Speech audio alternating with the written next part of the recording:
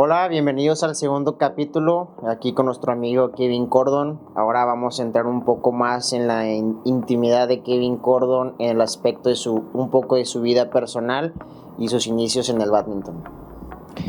Kevin, como hablábamos antes, hablamos de tu trayectoria, de todo lo que has tenido que pasar, lo que has tenido que aguantar.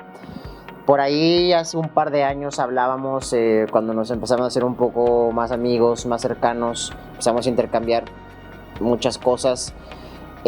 Salió el tema, Kevin, del 2006.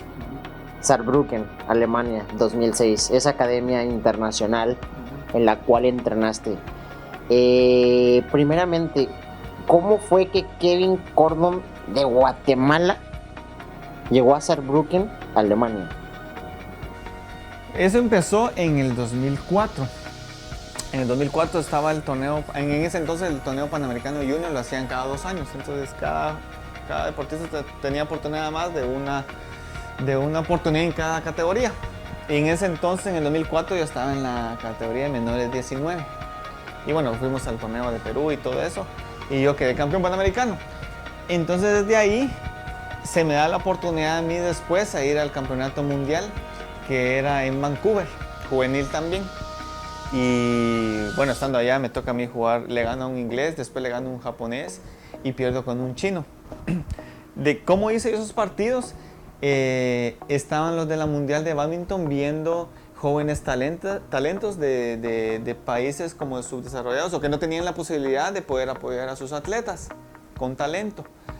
Entonces ahí hay una persona que se llamaba Chris, no me recuerdo el apellido de él, y en ese entonces no sabía nada de inglés. Entonces había mi amiga que también jugaba badminton, Anneli Micheo, estaba también ahí en Vancouver, y le dijo de que había para el siguiente año 2005 había un proyecto de la mundial que era campamentos de 2 meses.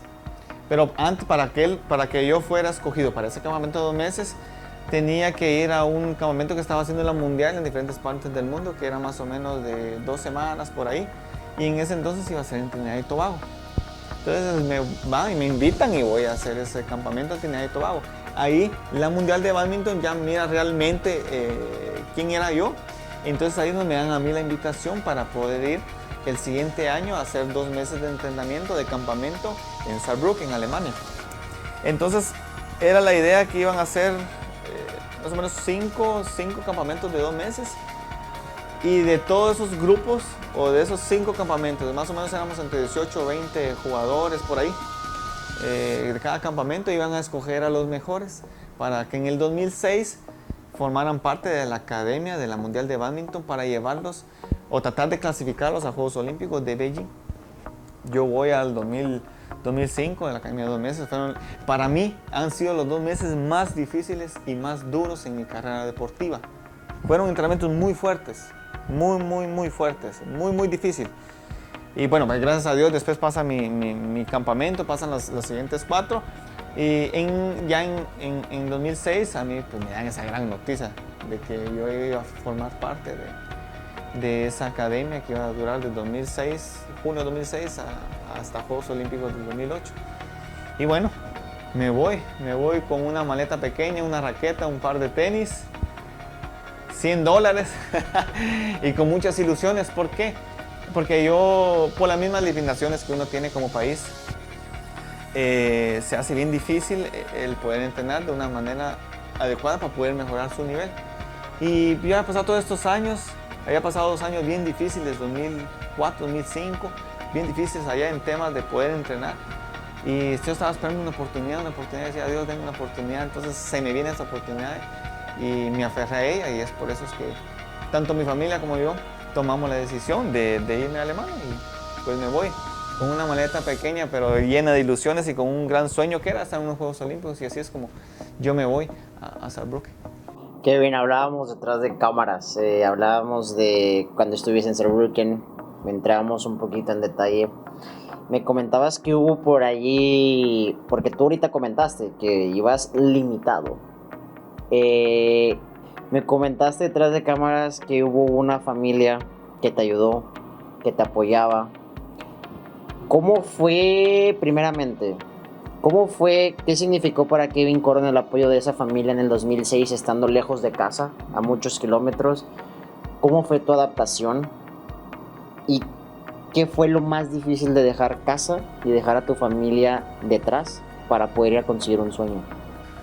Fue un cambio bien difícil, porque estaba el tema monetario, el tema también del idioma. Yo no sabía nada de inglés, las palabritas, las que uno escucha en otros lados. Llevaba mi diccionario, en aquel entonces todavía se usaban diccionarios, un amarillo.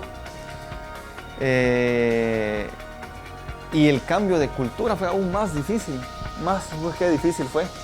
Porque para lo que nosotros en nuestra cultura es normal, un ejemplo, llegar un poquito tarde. En Alemania eso no existe, entonces esos cambios fueron muy drásticos que sí o sí tenía que cambiarlo, si no me mandaban de regreso. Gracias a Dios, en el grupo que estaba allá, un grupo de varios países, me ayudaron mucho, todos me ayudaron, todos de una u otra forma me ayudaron, de manera muy bonita. Pues que yo digo que ellos no solo fueron mis amigos, sino que mis ángeles en esos 2 años de estadía allá en Saarbrücken, porque me ayudaron ciertas cositas para que yo no me desesperara, no tirara la toalla. Tengo 2 amigos muy buenos, que es Claudio Rivero de Perú y Rodrigo Pacheco, que ellos me ayudaron aún más porque tenía como que la confianza de hablar de ellos, porque ya los conocía, y también por el tema de idioma. Entonces ellos me ayudaron mucho. Ya después, cuando yo ya me podía expresar, yo ya podía, con el inglés ya podía hablar con el resto del grupo, me ayudaron de otra forma. Y las cosas que ellos hicieron de una manera a su forma de ser, porque cada quien por su cultura tiene su forma de ser, y sobre todo de ayudarme para sentirme como que en familia, sentirme en casa ahí, porque eso es lo que yo sentía, como que yo me sentía, a pesar de venir de Guatemala y la cultura diferente, ellos me hacían sentir como que eso es lo que yo sentía, esa bonita armonía, esa bonita amistad ahí. Hicieron de que en los momentos difíciles que me pasaban durante todos esos años, de querer tirar la toalla, de querer decir, bueno, estoy sufriendo mucho aquí, mejor prefiero estar en mi casa, sufrirlo, pero por lo menos estar cerca de mi familia, ellos me van a ayudar más que estando aquí. Ellos venían y formaban ese rol de familia, o es lo que yo necesitaba en ese momento para seguir luchando. La familia que decides es más que todo es del que fue director de la academia. Yo creo que me vine de allá y el resto de mis amigos no lo supieron. Él me ayudaba económicamente. Llegaba, me decía, mira, tenés aquí ya con eso. Entonces ya con ese dinerito yo ya me podía, como que pasar el mes. Porque no era tanto de que uno tenía que comprarse la comida porque todo estaba en el centro dando rendimiento, sino que las cosas de gastos personales que uno tiene en el mes.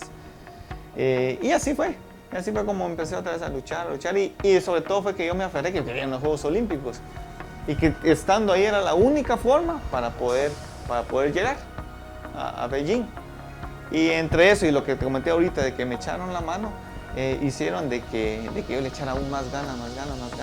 Y pues, gracias a Dios, el 3 de mayo del 2008 es donde oficializa mi clasificación a los primeros Juegos Olímpicos. Kevin, ¿cuál fue la reacción de tus papás a la hora de que tú les dices, papás, he sido seleccionado para la Academia Internacional en Saarbrücken? ¿Cuál fue su reacción? ¿Qué te dijeron? ¿Qué te dijeron tus hermanos?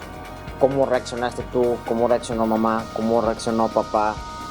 ¿Qué fue lo que te dijeron? ¿Cuál fue su apoyo? El apoyo desde el momento que yo salí de mi casa, desde el 2002 o desde 2008, del 98, que yo salgo a mis primeros torneos nacionales e internacionales, el apoyo siempre ha estado. A veces comentamos con mi mamá y ella dice, a mis palabras, que ella tuvo 1000 motivos para decirme que no, porque yo era un niño, era un joven, para decirme que no y quedarme en la casa y llevar una vida normal. Pero ella dice que ella miraba en mis ojos el deseo, la alegría y sobre todo la convicción de querer cumplir mis sueños en lo que yo tenía como deportista, como badmintonista. Entonces, de que todas esas cosas que ella tenía la razón del por qué no dejarme ir, como que el cargo de conciencia le hacía de que le vamos a dar la oportunidad, porque ya no era solo el lado deportivo si lo iba a lograr o no cumplir mis sueños, sino que me estaba tirando al mundo. Y si lo único que llevaba yo nada más eran los valores humanos que ellos me habían inculcado en la familia. Y bueno, pues yo creo que esa decisión se la agradezco mucho a mis papás, de que a pesar de todo eso que estaba como en contra mía, y como que ellos en el derecho de pensar de esa forma, lo dejaron todo por un lado y dijeron, bueno, te vamos a dar esa oportunidad. Y cuando me voy a Alemania, bueno, mi mamá me da la bendición, y los mismos consejos de padre: va a hacer lo mejor que puedas, cuidado con los vicios y luchar por tu sueño. Y así me voy, aún sabiendo yo todas las limitaciones que iba a llevar, de primero en el idioma, después en el tema monetario. Yo sabía que no podía pensar de esa forma porque yo ansiaba esa oportunidad, que me diera Dios esa oportunidad, y no podía a último momento ya tener la oportunidad de pensar todas esas negativas, dejarlo tirado. Entonces por eso es que yo tomo esa decisión y me voy. Y pues gracias a Dios en ese momento, aún siendo joven, tenía 17, 18 años, fue una de las decisiones más importantes que he tomado yo en mi vida deportiva para poder cumplir mis sueños, sobre todo en el lado personal. ¿Por qué personal? Porque de ahí es donde yo puedo, primero, cumplir mis sueños como persona, de estar en los Juegos Olímpicos, y también poder ayudar a mi familia para que ellos tuvieran una mejor vida. Kevin, ¿cuántos años fueron los que estuviste en Saarbrücken, Alemania? ¿Cuánto tiempo? Me comentabas también que estuviste un muy buen tiempo sin regresar a casa. ¿Qué significaba eso para ti psicológicamente, anímicamente, el saber que no tenías una fecha de regreso a casa, no sabías cuándo ibas a volver a casa, sino tú fuiste en busca de tu sueño, pero realmente no sabías cuándo ibas a regresar a casa? ¿Cómo te ayudó? ¿Cómo te afectó anímicamente eso? ¿Y cuánto tiempo fue el que estuviste fuera de casa en Saarbrücken? Bueno, fueron 2 años los que yo viví en Saarbrücken, de junio de 2006 a junio de 2008. Cuando yo me voy de Guatemala, yo decía, pase lo que pase, yo le voy a echar ganas a todo. Yo sabía que iban a pasar cosas bonitas, que iban a pasar dificultades, que tenía que lidiar con ellos. Y con esa mentalidad me fui. Estando allá, las cosas se puso totalmente el triple de complicado. Felicidad, porque estaba haciendo lo que yo quería, y mucho más complicado de lo que yo pensaba. Es increíble todas las cosas, porque es bien difícil. Y lo que hacía nada más aferrarme a esa oportunidad y el aferrarme a querer estar en unos Juegos Olímpicos. Eso fue lo que me hizo al final, de que los momentos de flaqueza, los momentos de esos pensamientos negativos, de querer comprar un boleto, aunque no hubiera tenido el dinero, comprar el boleto, decirme, ya me voy para Guatemala. Eso me hacía a mí aferrarme, decirte que no podía quedarme. No solo el hecho de no ir a los Juegos Olímpicos, sino que quedarme con eso toda mi vida, de que qué hubiera pasado si me hubiera aguantado más tiempo en Alemania. Yo no quería quedarme con todo eso en mi vida, no solo decirme, no voy a ir a los Juegos Olímpicos, ya, mi vida normal, no, eso lo iba a tener yo en mi cabeza toda mi vida. Entonces todas esas cosas me hicieron a mí que seguir luchando.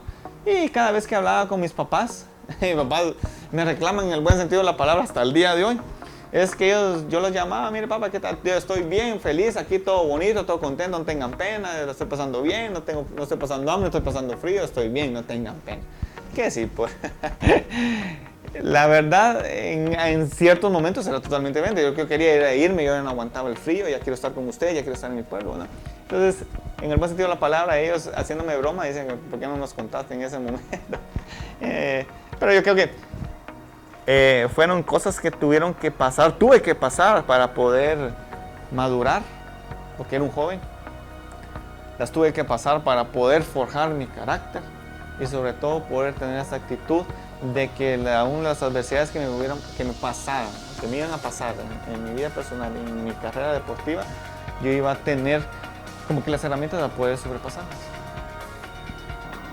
¿Cómo cambió la vida de Kevin Cordon deportivamente, humanamente y obviamente en lo personal también? Hablo en lo familiar, en el aspecto de haber logrado lo que te propusiste, de haber jugado unos Juegos Olímpicos, porque tus primeros Juegos Olímpicos, aún lo recuerdo, yo era un niño, aún recuerdo que en esa época se usaba el Messenger, no sé si te acuerdas. Sí. Yo te mandé en chat, yo me acuerdo que estaba hablando contigo, la verdad ni recuerdo cuántos años tenía, 12 años por ahí, 2008, que hiciste un partido increíble a Bauchulaya. ¿Cómo cambió tu vida, Kevin? Personalmente, deportivamente, humanamente, con tu familia, de que te das cuenta que lo que sacrificaste tuvo su recompensa de haber clasificado a tus primeros Juegos Olímpicos, que era lo que tú buscabas, y cómo fue ese regreso a casa después? Sí, haber cumplido ese sueño, estar en los Juegos Olímpicos, me dan la oportunidad, el privilegio de ser abanderado de Beijing. Imagínate todas las cosas bonitas que pasaron en los Juegos Olímpicos.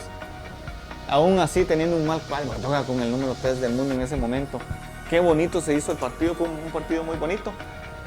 Hicieron de que mi sueño fuera aún más bonito, más lindo, imagínate, muchas cosas. Entonces, también en ese momento, en el 2008, justo antes, precisamente un día antes de irme para Beijing, mi pueblo, La Unión, en ese entonces hubo un invierno muy fuerte, llovió mucho y hubo un deslave, que hasta la fecha todavía tenemos las consecuencias de lo que pasó en el 2008, imagínate. Fue una cosa bien difícil, un gran deslave muy cerquita del pueblo. Bueno, toda la gente tuvo que salir de emergencia del pueblo, tuvieron que caminar, pasarse unos barrancos, y fue una situación bien difícil en mi pueblo. Yo tuve que ir a tener a mi familia a otro pueblo cercano, se fueron a la capital, y todo eso pasó justo horas antes de yo irme para Beijing. Y bueno, yo me voy con la idea, y según lo que decían las noticias, que ya mi pueblo pues era inhabitable, ya no se podía por lo que había pasado. Bueno, y después ya regresa toda la emoción, toda la vivencia de Juegos Olímpicos, y regresar a mi pueblo y decirle a mi familia, bueno, mire todo lo que hicimos, porque al final es ser, yo lo ejecuto, pero todo viene desde la familia, todo lo que hicimos valió la pena, yo ya cumplí mi sueño de estar en los Juegos Olímpicos, todo bonito. Agradecerle también al pueblo de la Unión, que me ayudó mucho en su momento, porque ahí fueron mis inicios entonces, de una u otra forma, de ese momento triste que estaba pasando en mi pueblo, darle esa pequeña alegría de saber de que las cosas se podían luchar aún a pesar de las adversidades o las cosas malas que estaban pasando en ese momento. Entonces yo venía con todas esas emociones bien bonitas de regresar a los Juegos Olímpicos. Entonces al final se hizo más especial en el lado humano toda mi vivencia de haber cumplido el sueño olímpico. Kevin, ahorita lo mencionaste, ya también me lo habías contado, yo también lo vi. No solamente te tocó ser abanderado una vez, ya has sido abanderado 2 veces, 2008 y 2012, si no me equivoco, creo que te tocó. Pero creo que en el 2012 tuviste que rechazarla, a lo que me enteré. Mira, yo tuve ese privilegio de ser abanderado 2008, Juegos Olímpicos, 2010 en Centroamericanos del Caribe, en Mayagüez, 2011 en Guadalajara, 2011. En Guadalajara, entonces yo he tenido esos benditos, ajá. En el 2012 se lo dieron a un gran amigo que es de Vela, Juan Meli. Él fue el abanderado. Pero pues sí he tenido esa ¿Qué significa para ti ser abanderado de tu país? Ser la primera imagen que ve la gente a nivel mundial de Guatemala. ¿Qué significó para ti ser abanderado de Guatemala? Fíjate que al final, en el lado humano es bonito, pues, que estás llevando la bandera de tu país en un evento importante. Pero sobre todo ese compromiso, porque al final la banderada no es quién va a portar la bandera o quién va a salir el primero en la foto o en el video, no. Sino que es como que, yo lo vi de esa forma, como que el líder de toda una delegación. Entonces es ese compromiso bien bonito, porque es un compromiso bien bonito, el ser abanderado de una delegación que va a representar al país a tal evento. Entonces no es tanto por salir en la foto con la bandera, sino que es el compromiso bien bonito que uno tiene como guatemalteco. Kevin, bueno, ya dejando ese tema un poco atrás, ya volviendo un poco más hacia atrás del 2006, por ahí de los 90s. ¿Cómo fue que se inició Kevin Cordon en el bádminton? A ver, te lo pregunto porque pasa lo mismo aquí en México. La gente te pregunta, ¿cómo es que tú te inicias en el bádminton? ¿Por qué te lo pregunto? ¿Guatemala bádminton? Es lo mismo que en México, ¿no? Cuando nuestro deporte nacional, lo hemos hablado, es el fútbol. No hay otra cosa que no sea fútbol. Entonces yo te lo pregunto, yo sé, por ahí me enteré que fuiste muy buen futbolista, que tuvieses hasta tus posibilidades y tú hubieses querido de haber sido futbolista profesional. Pero bueno, dejando ese tema a un lado, ¿cómo fue que se inició Kevin Gordon en el bádminton en un pueblo en la montaña? O sea, es algo interesante saber cómo fue que saliste de la Unión, de un pueblo que es retirado de la capital. ¿Cómo fue que saliste de ahí? ¿Cómo conociste el bádminton? ¿Y cómo fue que tú diste a la capital para poder entrenar en la federación? Eso empezó en el año 1997. Justo, allá las clases en Guatemala son mediados de enero, más o menos a mediados, finales de octubre. Esos son el periodo de clases allá en Guatemala. Todo empieza de un señor, él se llama Milka Castañeda, que precisamente ahorita en estos días está en la Unión, ahí está en mi pueblo, de vacaciones, porque él es de Chiquimula, pero se fue a vivir a Estados Unidos. Él fue jugador en los años 80, jugador de bádminton, jugando los torneos nacionales y todo eso allá en Guatemala. Él decide irse a Estados Unidos, a trabajar y a hacer vida en Estados Unidos.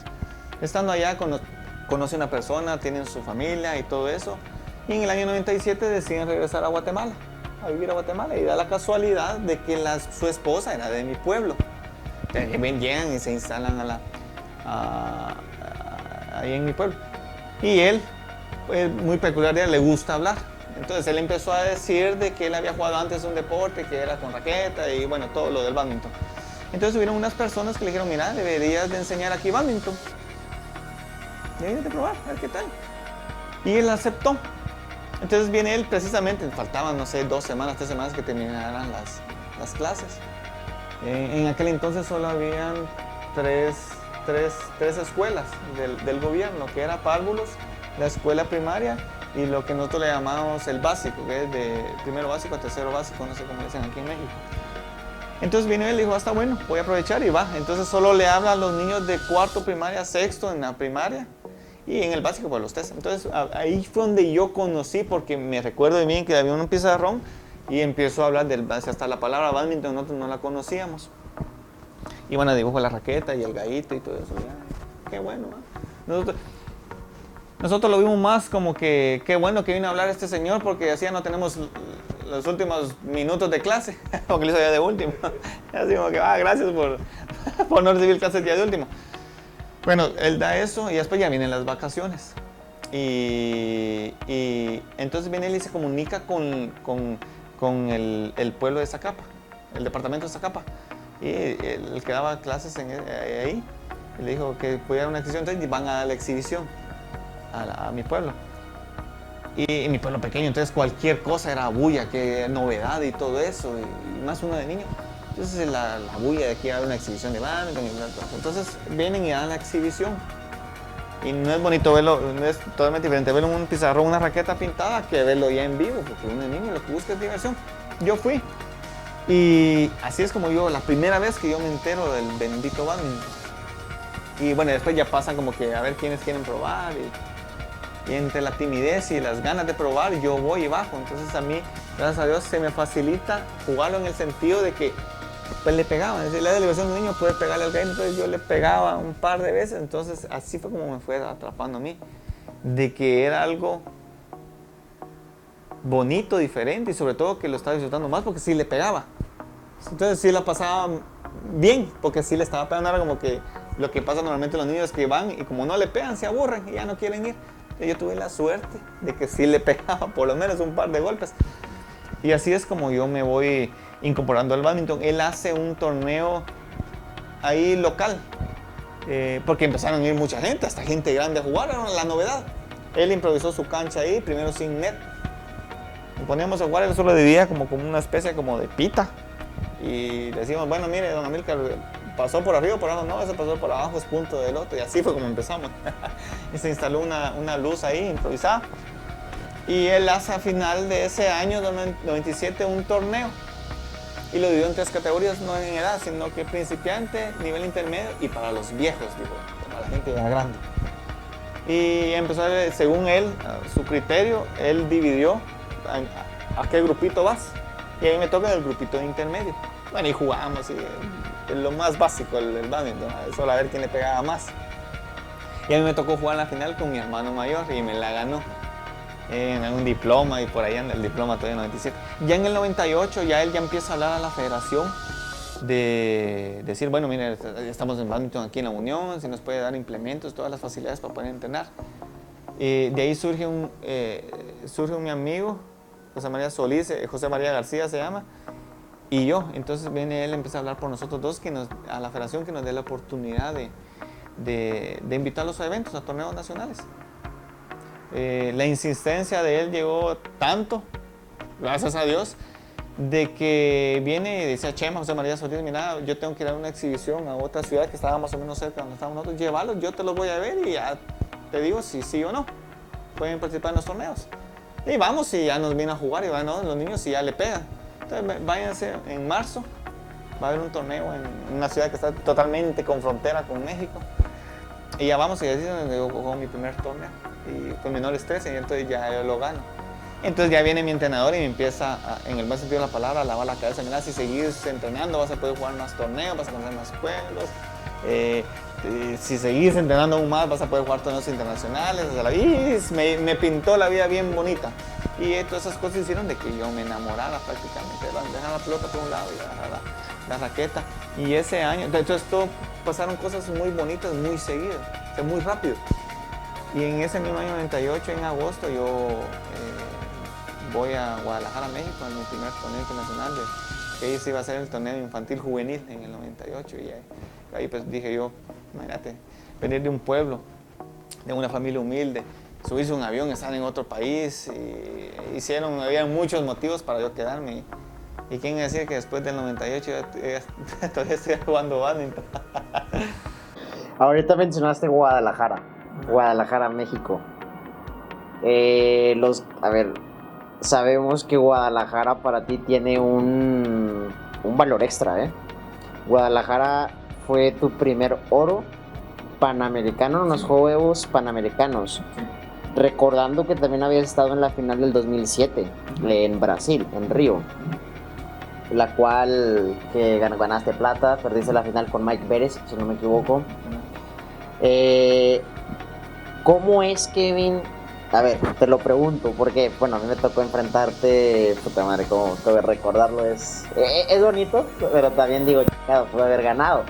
Pero me tocó jugar contigo en el 2015, en Toronto, en tercera ronda. Y quedaste bicampeón panamericano, cosa que en hombres nadie lo ha logrado. ¿Qué significó tu primer medalla en los Juegos Panamericanos? Y luego, después de eso, ¿qué significó ser bicampeón panamericano? Mira, Guadalajara es una ciudad muy especial para mí, porque fue mi primer torneo en el 98, tenía 11, 12 años. Fue mi primera vez que yo gané un campeonato panamericano en el 2009. Y donde yo me puedo quitar esa espinita del 2007, haber perdido la medalla de oro en Juegos Panamericanos, que la gano ahí en Guadalajara. Entonces, México y Guadalajara tienen es especial para mí en el lado deportivo, porque ahí es donde empezó todo, donde pude lograr mis objetivos en ese momento. Y después, cuando llegué a Toronto, yo venía de una lesión, venía de lo de la muerte de mi hermano.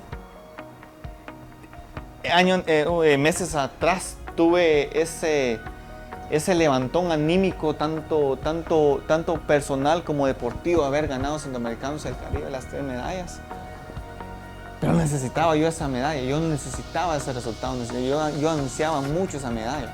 ¿Por qué? Porque yo sabía de que lo que me había pasado con Centroamericanos del Caribe, que me había animado, yo necesitaba esa medalla para que me levantara de darme ese ánimo para seguir luchando y poder clasificar a Juegos Olímpicos de Río. Y haberlo logrado fue una cosa muy bonita, porque fue dejando a un lado todo lo que tuve que vivir con las terapias y todo eso. Es como que regresar otra vez al mundo del badminton, regresar otra vez al querer ganar una medalla en el ciclo olímpico. Kevin, ahorita hablábamos del 2011. 2011 aún yo lo recuerdo bastante. Lo recuerdo, yo creo que más que por tu medalla de oro panamericana, tu primera medalla en los Juegos Panamericanos, lo recuerdo más por ese mundial en Londres.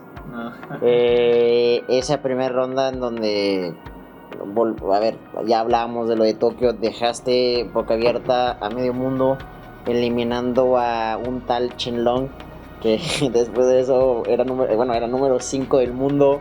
Después a los 5 años se convirtió en campeón olímpico, 4 años después fue campeón del mundo. ¿Cómo fue ese torneo, Kevin? ¿Cómo fue el mundial? Porque no solamente fue primera ronda Chen-Long, fue segunda ronda Henry Urskainen, que Henry Urskainen venía de ser subcampeón europeo. Y después de eso sigue Pablo Avian, un muy buen amigo mutuo como tuyo como mío. Después Pablo Avian. Y después seguiste haciendo historia hasta convertirte, que todavía nadie lo ha logrado. Yo creo que nadie lo va a lograr pronto, el meterse a unos cuartos de final en un mundial y perder con uno que es considerado los mejores jugadores de la historia, como lo es Lee Chong-wei. ¿Qué significó para ti ese mundial, ese torneo en particular, y qué significó haberle ganado al 5 del mundo en primera ronda? Bueno, previo a esos juegos o a ese mundial, a mí se me da la oportunidad de entrenar en España con el equipo español. Y esa fue una clave importante, dejando a un lado lo que fue el tema de entrenamiento, sino que ahí uno, por las mismas situaciones de país, las limitaciones que uno tiene como país, y hay que aceptarlas, uno no tiene la oportunidad de jugar buenos torneos donde están los mejores jugadores.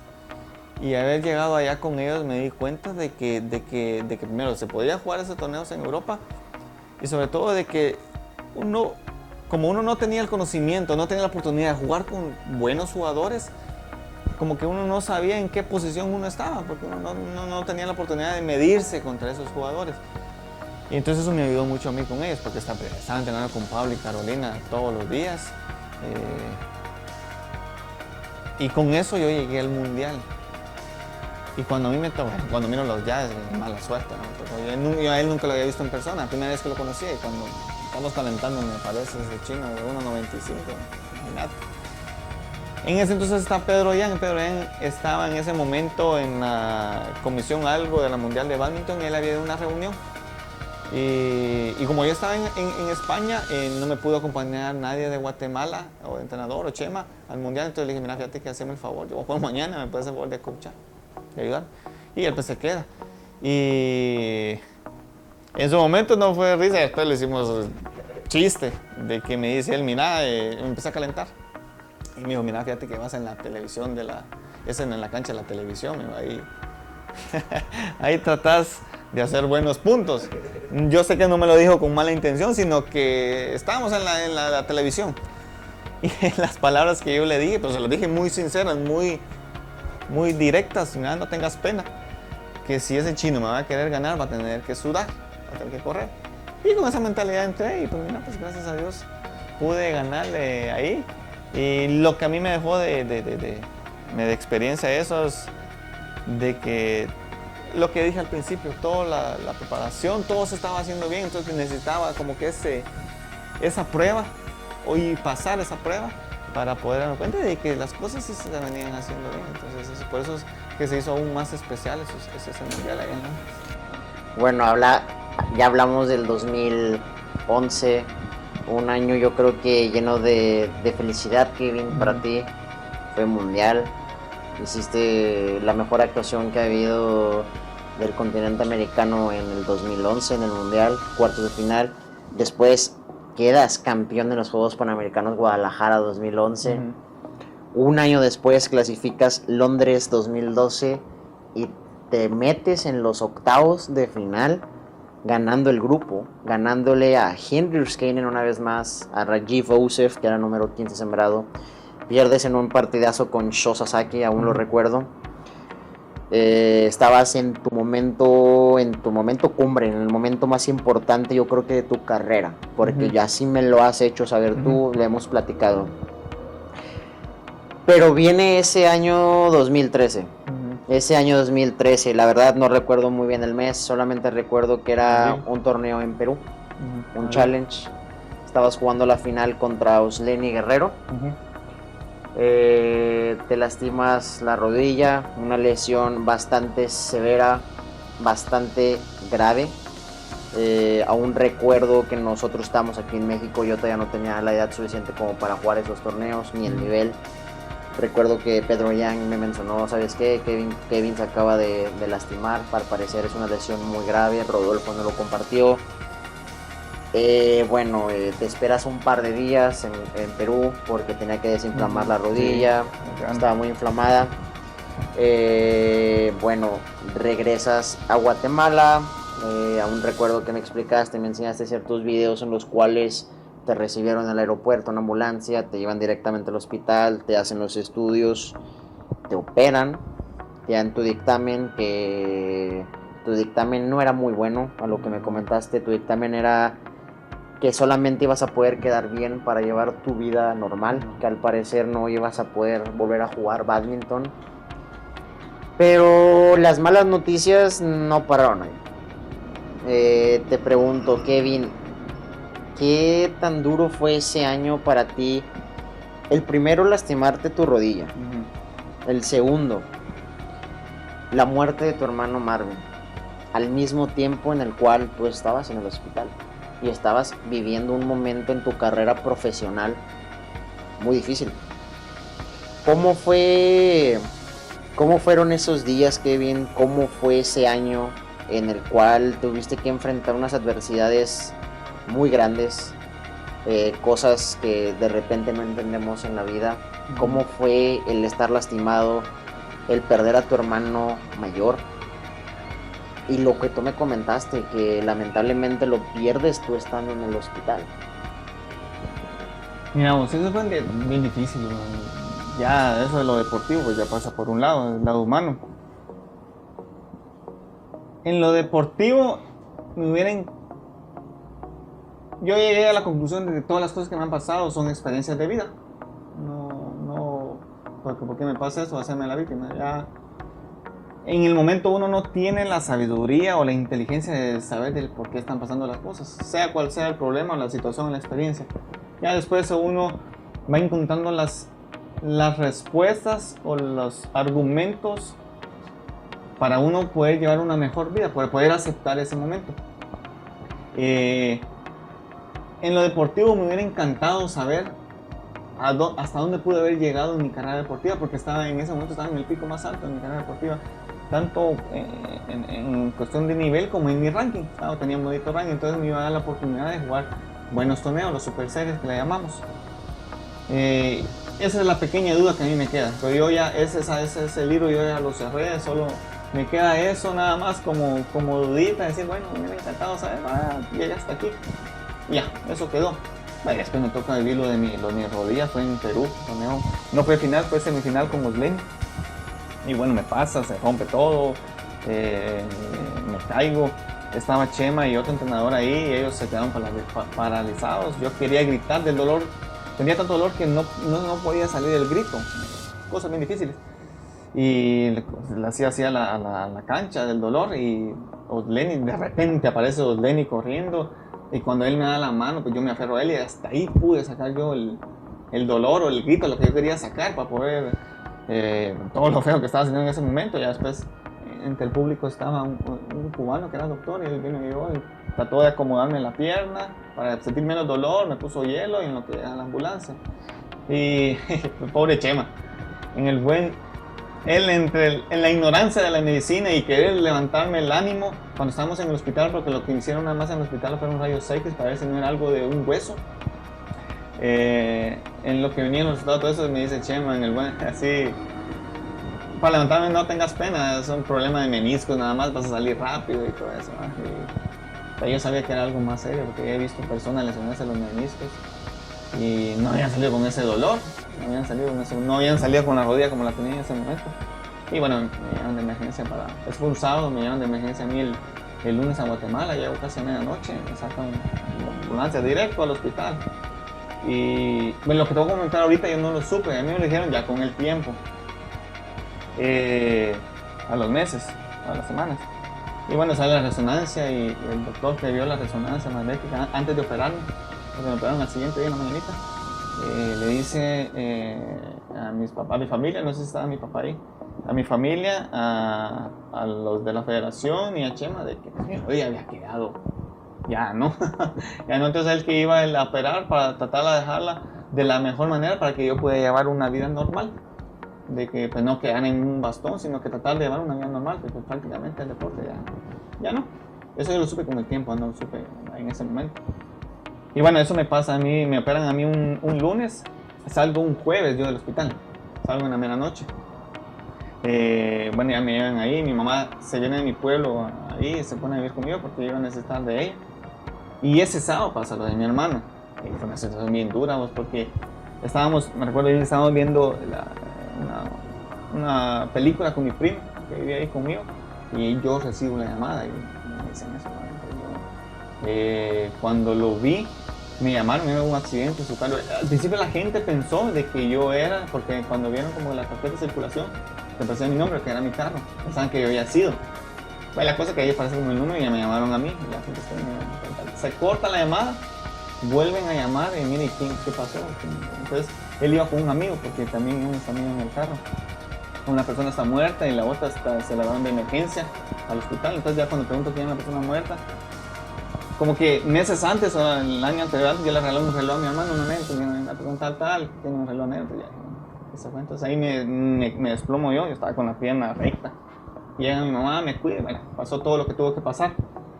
Fue una situación bien difícil porque el tema deportivo, mi rodilla me había caído y después vino mi hermano con la familia, fue como que nos terminó de matar la vida, nos tiró al suelo. Y bueno, no quedaba de otra que aceptarlo. En el momento sí te caes porque es inevitable. Es inevitable hacerte la víctima, porque empiezas a decir, pero ¿por qué pasan esas cosas? Si yo he hecho esto, lo otro, ¿y por qué? Y bueno, ya después, ya como uno ya empieza a aceptar. Y el cambio que yo tuve fue que a las semanas, 2 meses por ahí, no me recuerdo bien, yo iba todos los miércoles a la terapia, que el doctor me viera cómo iba mi evolución de rodilla.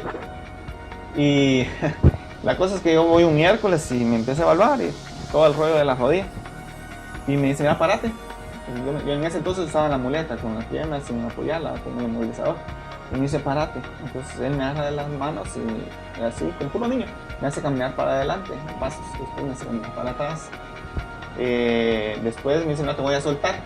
Me suelta, me intenta caminar. Y así, puro niño, empecé a caminar, pero sí caminé sin ayuda de nada. Y caminé más o menos una distancia de aquí, unos 3 metros. Y ahí regresé. Y cuando regreso, estaba el doctor, la fisioterapista Vivi, mi mamá y el gerente de la federación en ese momento. Estaban con los ojos llorosos. Y yo estaba feliz porque estaba caminando, pero ¿por qué ellos estaban más felices que yo? No entendía por qué. Ya después cuando nos sentamos y él empieza a hablar del proceso de mi terapia o qué es lo que seguía, le dije, doctor, mire doctor, pero ustedes están más felices que yo. Entonces ven él y ya me da la explicación real de lo que había pasado con mi rodilla. Se me hizo un nudo en la garganta y ahí yo le hice la promesa al doctor que nunca más le iba a preguntar por mi rodilla y que me iba a aferrar aún más, porque ahí él dio la posibilidad de que yo la posibilidad de que yo pudiera jugar otra vez badminton. Bueno, pasan las noticias, mi familia estaba en mi pueblo, solo que mi mamá estaba. En ese entonces ya empezaba todas las cosas de internet, las facilidades de internet. Entonces yo les doy hacemos como una cosa como videollamada. Y yo les doy como que eso de que ellos vieran como que los primeros pasos. Y bueno, la alegría, ¿va? La alegría, y entonces ahí me di cuenta de que la alegría que iba a tener no era solo mía, sino que también de mi familia. Entonces me aferré aún más yo a lo que era mi recuperación y mi rehabilitación. Y en los momentos más difíciles donde yo ya estaba por los suelos, y así estaba mi familia también, me di cuenta de que si yo me seguía siendo la víctima, más me iba a hundir, no iba a poder salir de ahí. Entonces solo habían 2 caminos, o seguir haciéndome la víctima y quedarme ahí, o luchar y salir de ese hoyo, que yo no solo iba a hacer algo mío, sino que también iba a ser una lucha para que mi familia también saliera de esa mala experiencia. Y así es como yo me aferro a la vida, y así es como yo me aferro otra vez a querer jugar badminton. Y pues gracias a Dios, en la vida personal es una de las decisiones que gracias a Dios Él me iluminó para tomar el camino de luchar para seguir contando la vida. Kevin, ¿cómo fue que no te diste por vencido? A ver, te lo pregunto. Fueron 2 golpes muy rápidos. Fueron 2 golpes, lo de tu rodilla, lo de tu hermano. Mucha gente yo creo que hubiese tirado la toalla. Digo, no me puedo imaginar la situación que pudiste haber vivido. Pero digo, hay muchas veces en la vida que hay situaciones en las cuales uno se plantea tirar la toalla. Entonces es cómo, de dónde sacaste la fuerza, qué fue lo que te hizo no darte por vencido, y qué rol tuvo tu familia, qué rol tuvo tu mamá, qué rol tuvo tu papá y qué rol tuvo tu hermano Eddie en poder salir de ese bache familiar, personal que estaban viviendo. ¿Qué rol tuvieron y cómo fue que no te diste por vencido? Porque fueron 2 golpes muy duros y no solamente no te diste por vencido, sino saliste más fuerte de esta y después ganaste Centroamericanos, bicampeón panamericano y Juegos Olímpicos 2016. En el lado deportivo, cuando el doctor me dice eso, se me hace un nudo en la garganta. Yo ahí le doy gracias a Dios por darme esa segunda, y aún sabiendo de que era una posibilidad todavía, gracias a Dios por darme esa segunda oportunidad de hacer lo que más me gusta a mí. Porque yo lo que no quería es estar con un bastón en la mano, yo lo que quería es estar con una raqueta en la mano, eso es lo que más me gusta a mí, jugar. Y le dije yo, gracias a Dios por darme esa oportunidad y te prometo que me voy a hacer todo lo posible para yo salir de esto. Yo hacía mis terapias de lunes a domingo, de lunes a domingo, de lunes a domingo. Porque yo sabía que me estaban dando una oportunidad y no podía desaprovecharla. Lo que me pasó en el 2006, con esa oportunidad de irme para Alemania. Y en el lado de mi hermano, en la familia, esa es mi forma de pensar. Yo creo que cada quien vivió su duelo a su manera y aún así se trató de que la familia estuviera unida y que cada quien quería buscar un motivo para darle alegría a la familia. Cada quien la buscó a su forma de decir, bueno, salgamos, démosle como que cosas positivas y salgamos adelante. Cada quien en su pensamiento o a su forma de ver las cosas en ese momento. Y yo la vi así, que ya no la vi nada más como algo solo mío de querer salir de esa situación, sino que también le iba a dar a mi familia esa alegría que necesitamos en ese momento. No solo para mantenernos unidos, sino que empezar a ver cosas positivas, cosas de alegría para seguir adelante. Porque había que seguir para adelante, ¿no? Era imposible ponerle pausa a la vida y que esperar hasta que nosotros nos recuperáramos para que la vida siguiera. La vida iba a seguir. Y no nos podíamos quedar ahí en el sentido de que las víctimas y que nos llegaran a decir lo siento o que lloráramos. No, había que seguir. Entonces, ahí Dios lo ilumina a uno y le da a uno las acciones y las palabras justas para poder salir de una situación de esa y sobre todo de aceptarlo, porque al final eso es lo que más cuesta, aceptar la realidad de que está pasando eso. Y yo lo vi de esa manera, de que no lo iba a hacer solo por mí, sino que también por mi familia, de que todos íbamos a salir adelante. Y ya después con el camino ya empezamos a aceptar y ya todo ya empezó otra vez como que a la normalidad con esta experiencia al lado, porque eso lo vamos a llevar hasta nuestra muerte. Esa experiencia, eso va bastante bien. Eso más lo que a mí me pasó en el lado deportivo, que me estaban dando la segunda oportunidad de jugar badminton, hicieron de que yo le echara más ganas a todo.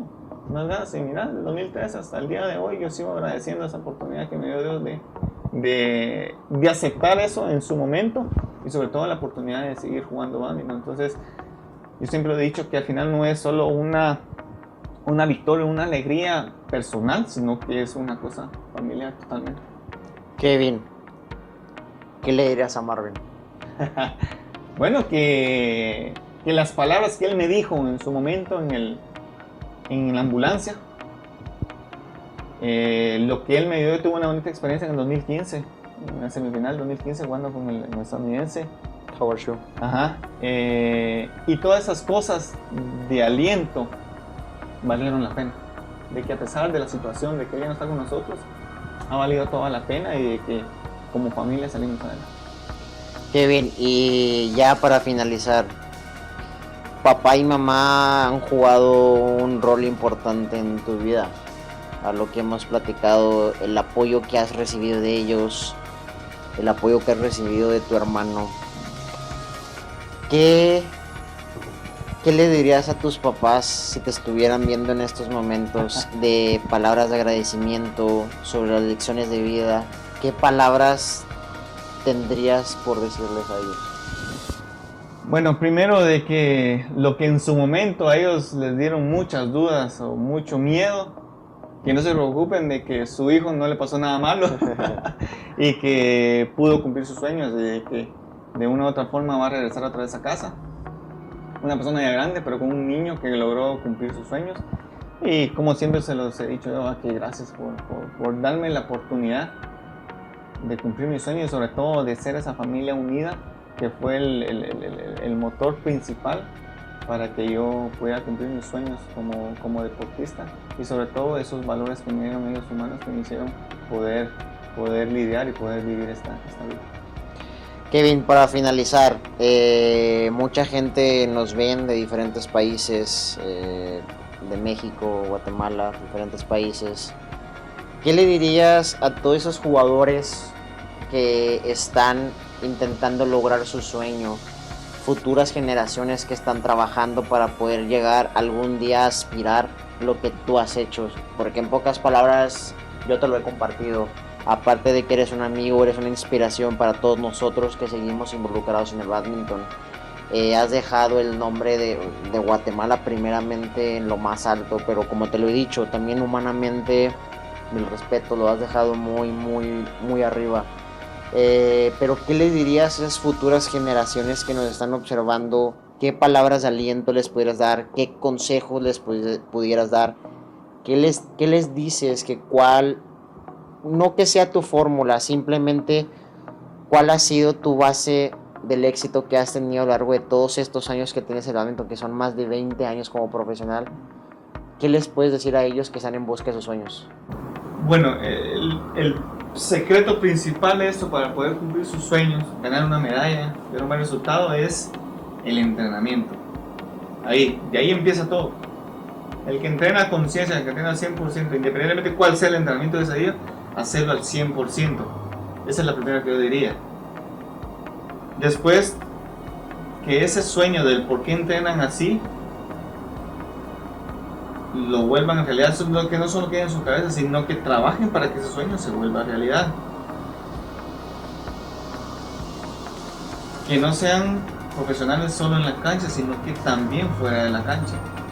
El estilo de vida de un deportista es totalmente de la vida normal. Y no es que sea algo malo o algo tonto, sino simplemente el estilo de vida que esa persona va a escoger a la hora de que se compromete a cumplir ese sueño. Y no es nada más, es una vida muy bonita. Simplemente no se hace lo que normalmente lleva una persona normal. Eso, y sobre todo se recuerdan lo que hacen en la cancha, en lo que hacen en un partido, en una competencia, es el reflejo de sus padres. Entonces cuando uno piensa así, uno juega totalmente diferente en el sentido que juega con más actitud, con más carácter. ¿Por qué? Porque no solo está jugando una persona, sino que está jugando toda una familia. Y lo que uno más quiere es poder honrar a sus papás. Eso es el lado humano, esa es la parte humana. En el lado deportivo, que no piensen en las limitaciones, porque todos tienen limitaciones. Nosotros tenemos limitaciones de instalaciones, de entrenamiento. Los europeos tienen limitaciones de talento. Todos tenemos limitaciones, una más que otra. Entonces no pensar en eso, sino con lo que se tiene en ese momento, entrenar en base a eso y darle. Y ya uniendo todo lo que vio al principio, los va a hacer formar una persona bien entrenada y sobre todo una persona íntegra para poder afrontar las competencias que uno va a tener internacionalmente. Kevin, pues muchas gracias por esta entrevista, por abrirte con nosotros. Yo sé que no es muy fácil tocar los temas que tocaste. Y primeramente en nombre mío, de Ramón Garrido, y también de parte de mi familia de la asociación, te quiero dar primeramente las felicitaciones por lo logrado en Tokio. La verdad, has dejado la vara muy alta. Yo te lo he dicho, Kevin, nos vamos a morir y no va a haber alguien que supere lo que hiciste. Digo, ojalá, estaría genial ver a alguien del continente americano ganar una medalla olímpica. Lo veo difícil, pero ojalá lo podamos ver.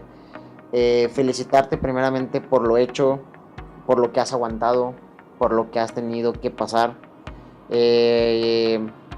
Felicidades por, primeramente, dejando lo deportivo a un lado.